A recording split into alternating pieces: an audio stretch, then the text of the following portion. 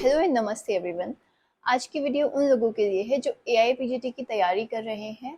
I know exam की date sheet आप लोगों के अभी नहीं आई है, पर अगर एक्सपेक्टेड टाइमलाइन के अंदर आपका एग्जाम होता है तो आपके पास रफली अभी 30 to 45 डेज बचे हैं।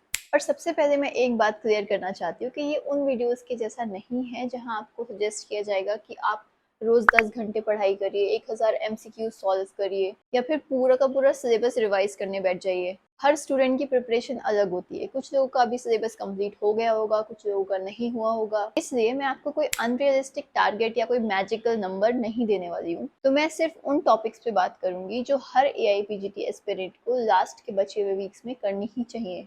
और बहुत इंपॉर्टेंट चीज, अब आपको स्लो नहीं होना है। बहुत सारे स्टूडेंट्स इस स्टेज पे आके ऐसा हो जाता है माइंड, कुछ लोगों का तो रिलैक्स हो जाता है कि बहुत पढ़ लिया है मैंने, कुछ लोगों को ऐसा होता है कि इतना पढ़ लिया, इतना अब क्या करूं। लेकिन प्रॉब्लम ये है जो आपने इतने महीनों में अभी पढ़ा है उसको भी अब आपने बंद करके रख दिया तो वो जो पढ़ा है वो भी भूलना स्टार्ट हो जाएगा। तो मोमेंटम को ब्रेक मत होने दो। अभी जो करना है आपको कंसिस्टेंसी के साथ करना है। और इसी के साथ आता है मेरा पहला rule number 1, no new topics. Seriously अभी नए टॉपिक्स के पीछे मत भागो। मुझे पता है एग्जाम पास आता है तो लगता है ये भी रह गया वो भी रह गया। इस समय अगर आपने कोई नए टॉपिक्स पढ़ भी लिए तो उससे आपकी रैंक पे कुछ ज्यादा असर नहीं पड़ने वाला है। रैंक आपकी रिवीजन से बनती है। तो इस समय आप जो नए टॉपिक्स कवर करोगे ना आपको वो याद रहेंगे एग्जाम में, और ना पुराना वाला आप रिटेन कर पाओगे।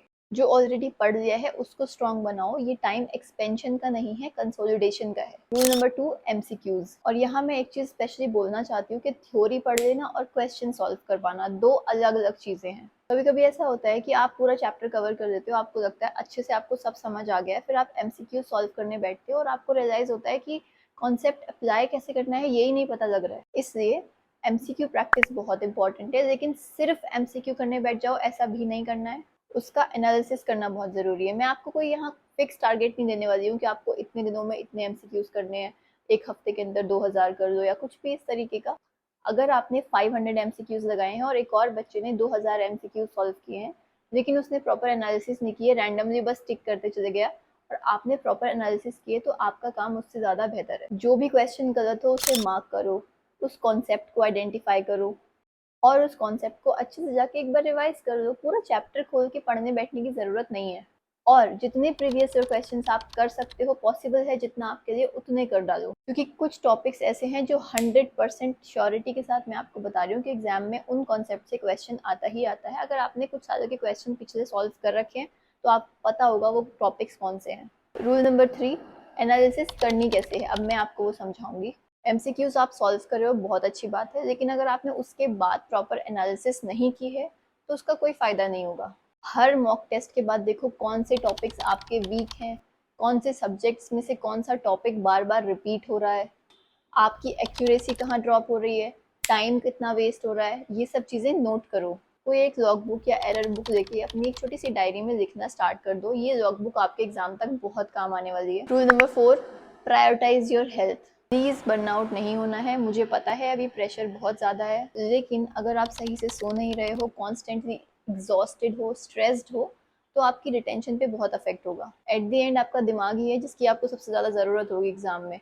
तो उसको अच्छे से रेस्ट दो, अच्छे से नींद लो, टाइम से खाना खाओ और बीच बीच में ब्रेक्स लो पढ़ते हुए। कॉन्टिन्यूस स्टडी सेशन से ज़्यादा ज़रूरी है प्रोडक्टिव स्टडी सेशंस। अगर रात भर जग के नींद खराब करके पढ़ते रहोगे तो जो पढ़ा है आपने वो कभी आपको याद नहीं रहेगा। Trust me on this. Last के आपके जो भी दिन बचे हैं फिलहाल एग्जाम के, अगर डेट आ जाती है तो तब तक को लेके आप अपने डेज को 4 फेजेस में डिवाइड कर लो। और फर्स्ट फेज में आपको करना है ओवरव्यू और प्लानिंग। आपको फेज 1 को सबसे ज़्यादा टाइम देना है। अपने शॉर्ट नोट्स, हाईलाइटेड नोट्स और माइक्रो नोट्स, जो भी आपका कंटेंट है उसको निकालो।